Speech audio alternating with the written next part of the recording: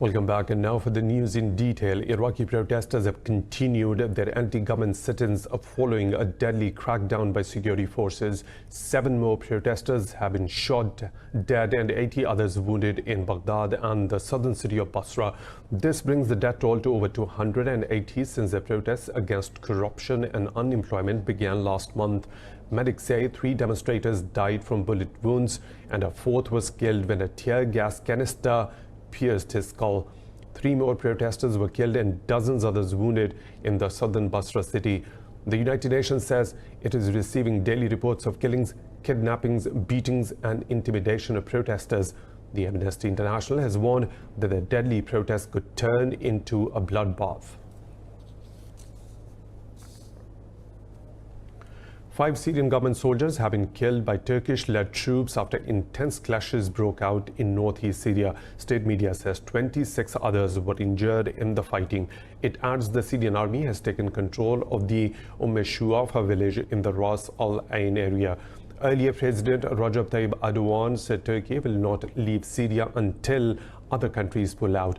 Erdogan said Ankara will continue its battle against Kurdish fighters until all of them have left the region.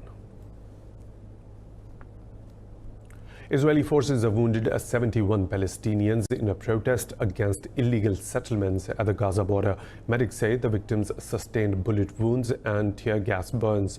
Over 6,000 Palestinians on the Gaza Strip participated in the protest. Since March 2018, Palestinians have been holding weekly March of Return protests at the border.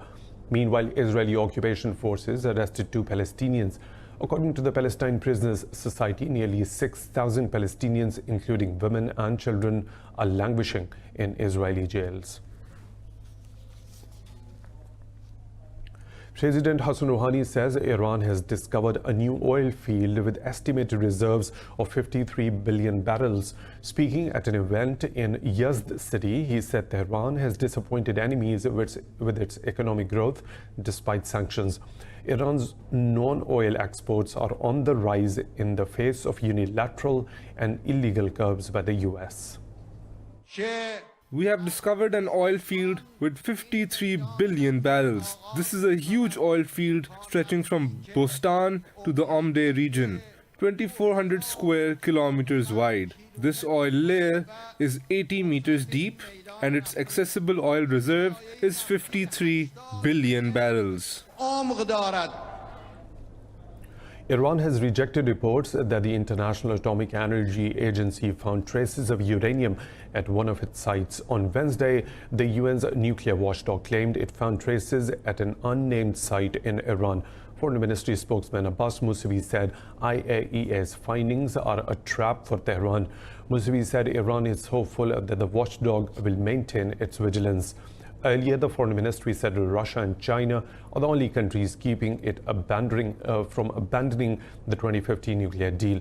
It said Tehran is still implementing the deal despite Washington's economic terrorism. The ministry added that if the US sanctions are not lifted, Iran will have no choice other than to abandon the pact. In Hong Kong, clashes between police and the protesters have erupted for the 24th consecutive weekend. Protesters have blocked roads and trashed shopping malls across the city. They also vandalized a train station in the central new town of Sha Tin. Police used tear gas to disperse the demonstrators. China's Hong Kong and Macau Affairs Office says governance in the semi-autonomous city must be improved. Hong Kong has been rocked by protests since June when the government introduced a controversial extradition bill. Though the bill has been withdrawn, anger is still simmering among the locals. Kabul says it has killed the Taliban commander responsible for the death of 3 Afghan judges in an ambush on Thursday. The Defense Ministry said Waisuddin was killed in an airstrike by Afghan forces in central Logar province without providing further details. In a series of tweets, the ministry claimed killing 25 Taliban in airstrikes across Afghanistan.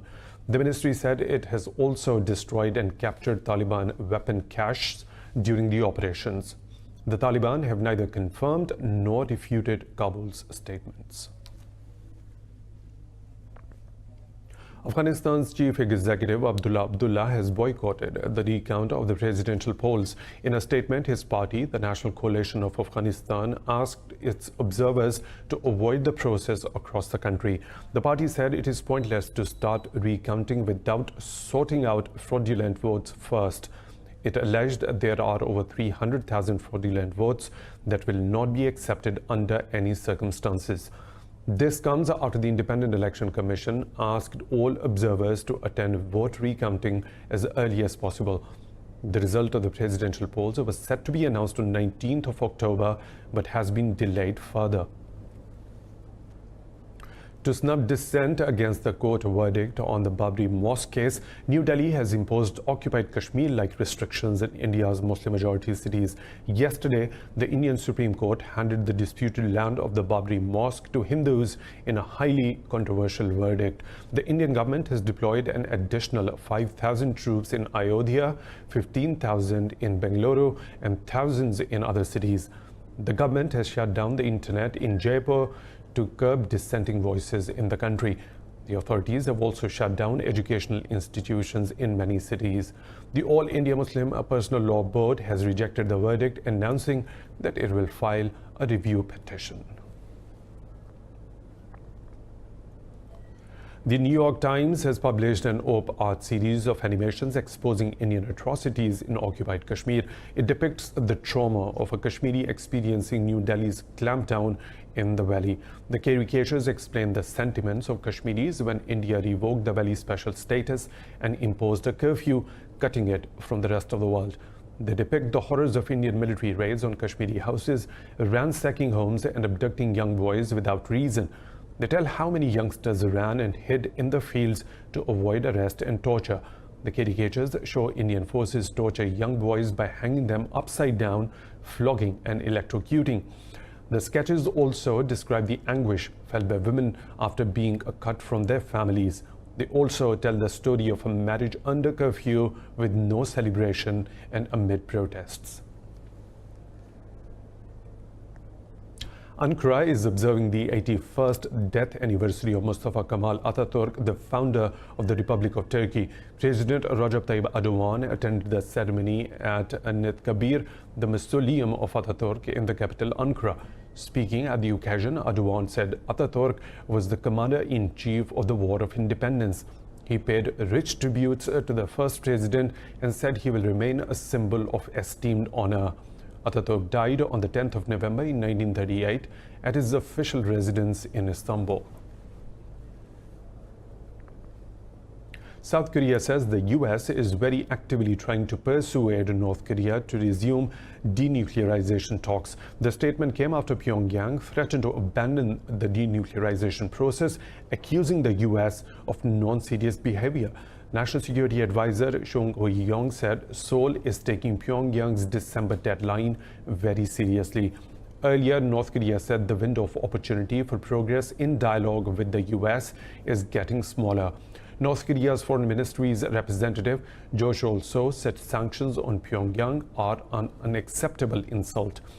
In April, North Korean leader Kim Jong-un gave the US a year-end deadline to show more flexibility and warned it not to ignore that date.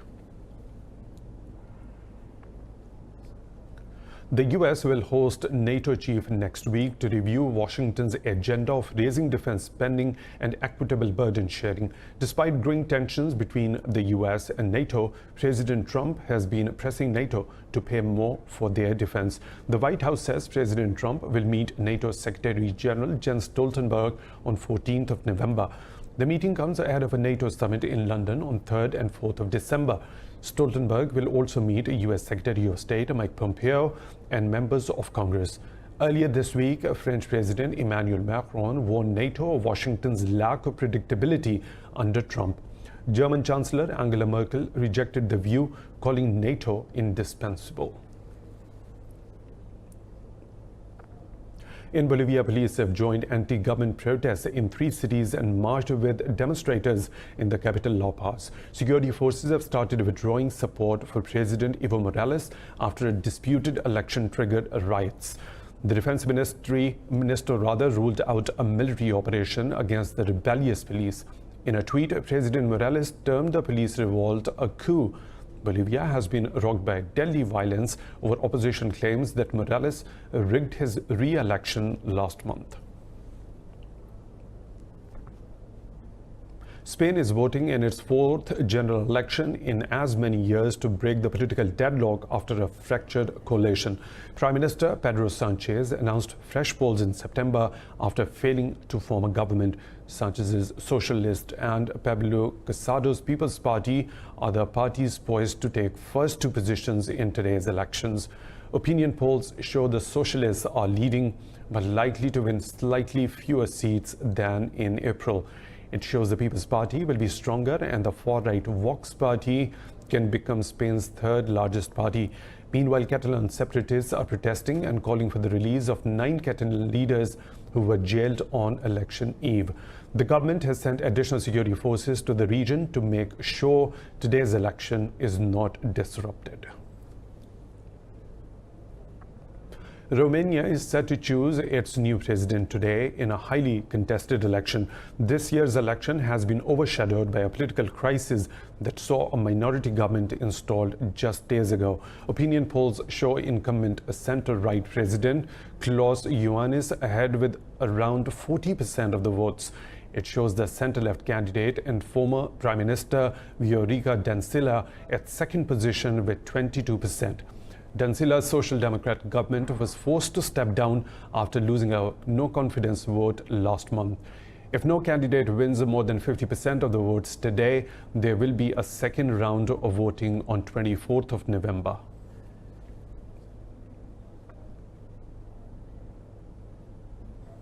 More stories to follow right after a short break. Stay tuned with Indus.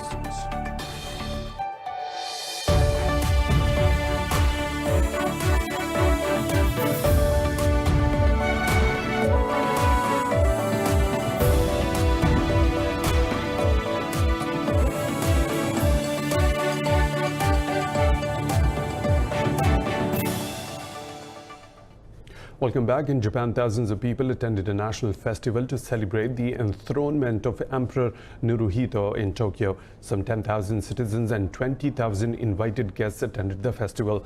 The festival came after Naruhito completed his ascension to the throne on 22nd of October. Emperor Naruhito and Empress Masako also took part in a royal parade around central Tokyo. The formal enthronement was postponed to the 10th of November due to Typhoon Hagibis. The emperor acceded to the throne in May this year after his father Akihito became the first monarch to abdicate in 2 centuries. Congo's military says it has killed 25 ISIS militants over the past 10 days in the country's eastern regions. Operation in charge General Jock Ndudu said 7 soldiers have also died since the campaign began on 30th of October. Ndudu said the army has seized 4 ISIS positions around the eastern city of Beni in North Kivu province. The ADF group linked with ISIS has been operating along the Congo-Uganda border for more than 2 decades. Congo is also battling a recent outbreak of Ebola. Regular militant attacks have hampered efforts to contain Ebola across the area.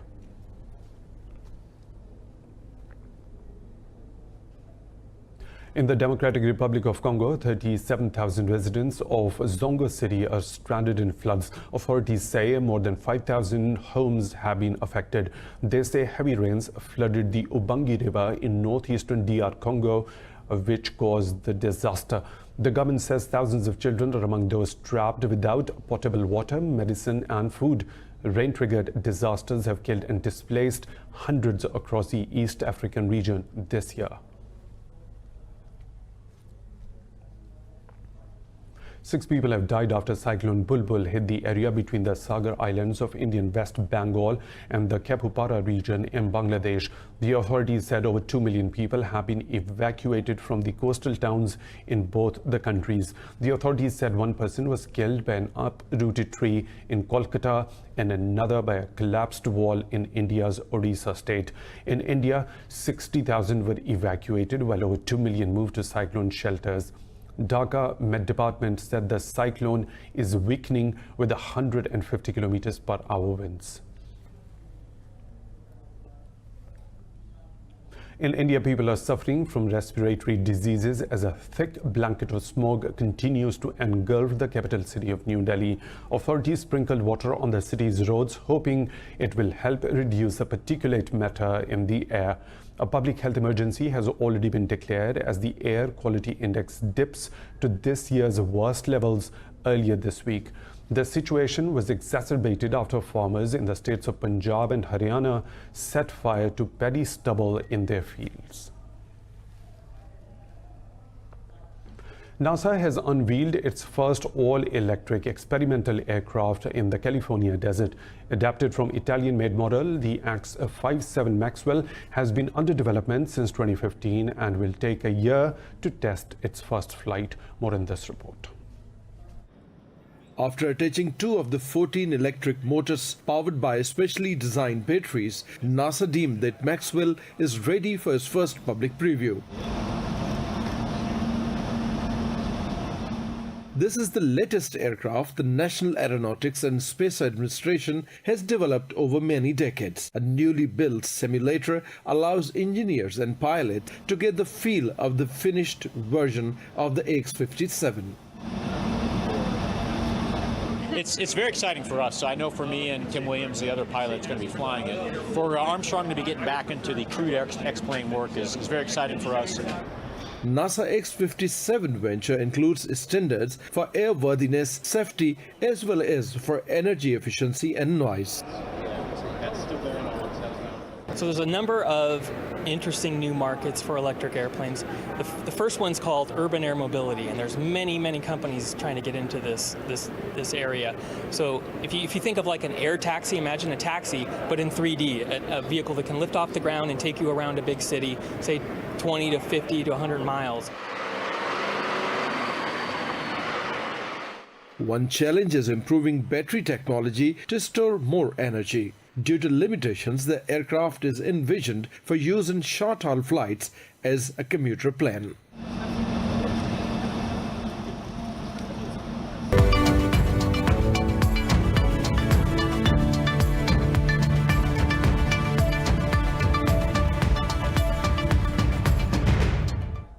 US President Donald Trump says trade talks with China are moving along very nicely. Trump said the US will only make a deal with Beijing if it is the right deal for America. But speaking at the Joint Base Andrews, Trump said the talks have moved more slowly than he expects. President Trump added that China's supply chain is all broken like an egg and Beijing is desperate to make a deal. The US president said there have been incorrect reporting about his willingness to lift tariffs. He said reports regarding the level and amount of tariffs lifted are incorrect. Credit rating agency Moodys has warned it might cut its rating on Britain's sovereign debt again due to high borrowing levels and the Brexit paralysis. In a toughly worded statement, Moodys said Brexit's effects on Britain's socio-political outlook will be long-lasting. It said Britain's nearly £2 trillion of public debt, which is 80% of the annual economic output, risks rising again. Both of the main political parties have promised big spending increases ahead of next month's election. Moodys stripped the country of its AAA rating in 2013 and downgraded it again in 2017.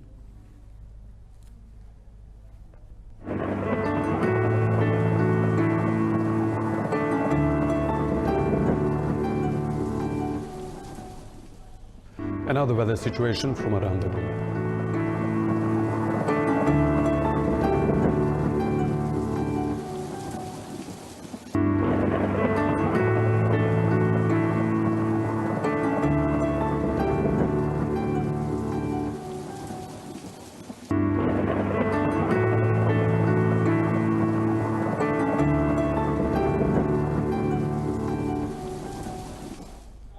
And that's all for now. For the latest updates, you can follow us on social media at Indus News.